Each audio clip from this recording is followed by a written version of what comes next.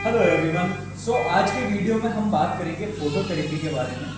Phototherapy कब काम में ली जाती है? तो हमने पढ़ा कि जब भी जॉइंटिस होता है बच्चे के अंदर, नियोनेट की अगर मैं बात करूं, because we are in NICU.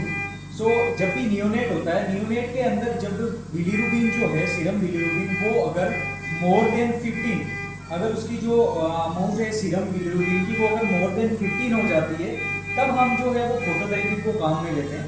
एक एज एस्पेक्ट बात कर रहा हूँ मैं नियोनेट में। जॉइंटिस के कंडीशन में जब फोटोथेरेपी को हम काम में लेते हैं, तो फिर बेसिकली हम बात करते हैं पोर्टेबल फोटोथेरेपी की। ये आपके सामने एक मशीन आपको देखने को मिलती है, जिसको हम बोलते हैं पोर्टेबल फोटोथेरेपी मशीन।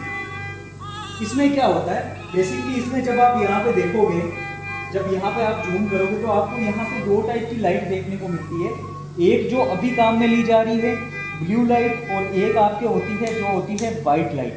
ये जो आपको लाइट देखने को मिल रही है, बेसिकली हमने पढ़ा था कि दोनों जो लाइट है, ब्लू लाइट वाइट लाइट, वो क्यों काम में ली जाती है।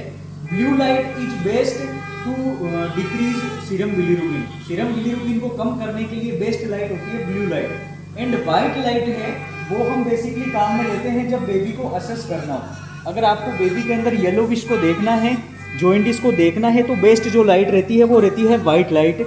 और अगर आपको जॉइंटिस को बिलीरुबिन को कम करना है, तब हम काम में लेते हैं ब्लू लाइट। ओके, ये दो टाइप की लाइट होती है। और हमने पढ़ा था कि जब भी हम फोटोथेरेपी को काम में लेते हैं, तो कुछ अपने को प्रिवेंशन जो होते हैं वो काम में लेने होते हैं। जैसे कि जो बेबी है, जैसे अभी आप इस बेबी को देख रहे हो, इसकी जो आईज हैं वो पूरी तरह से कवर्ड हैं, इसके जो जेनाइटल्स हैं वो कवर्ड हैं। तो ये दोनों चीज़ें आपको ध्यान रखनी है। एक तो बेबी के जेनाइटल कवर होने चाहिए, बेबी की जो आईज है वो कवर होनी चाहिए। सेकंड वन आपको ध्यान रखना है कि जो बेबी है उसके अंदर हाइड्रेशन जो है वो प्रॉपर मिलना चाहिए, ताकि जो भी बिलीरुबिन है, बिलीवर्डिन में जो टूट रहा है, वो प्रॉपर तरीके से बाहर निकल सके यूरिन के द्वारा। तो इसमें जो हाइड्रेशन है वो प्रॉपर होना चाहिए। और आपको ध्यान रखना है कि अगर बेबी फीडिंग कर रहा है तो एवरी 2 आवर्स, और जब भी बेबी में डिमांड हो तो बेबी को ब्रेस्ट करवानी है। तो ये कुछ चीज़ें होती है जो आपको ध्यान रखनी होती है।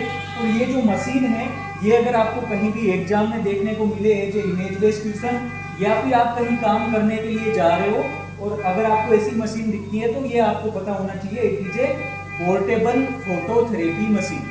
कई बार जो होता है वो जो आपके फोटोथेरेपी मशीन है वो अपन जो है वो DSPT काम में लेते हैं, है ना, डबल स्टैंड फोटोथेरेपी मशीन काम में लेते हैं। तो वो जो होती है जब अगर बिलीरुबिन ज़्यादा हो जाए, और अगर आपके फोटोथेरेपी मशीन से भी नहीं हो रहा सही, तो जो लास्ट ऑप्शन बचता है वो होता है एक्सचेंज ब्लड ट्रांसफ्यूजन, EBT। तो वो आपके होता है लास्ट ऑप्शन। तो ये जो चीज़ें हैं ये आपको ध्यान रखनी है जॉइंटिस के बारे में, फोटोथेरेपी के बारे में। आई होप आपको ये आज का वीडियो अच्छा लगा होगा, आपकी क्लिनिकल नॉलेज में हेल्पफुल रहेगा। Thank you so much everyone, मिलते हैं नेक्स्ट वीडियो।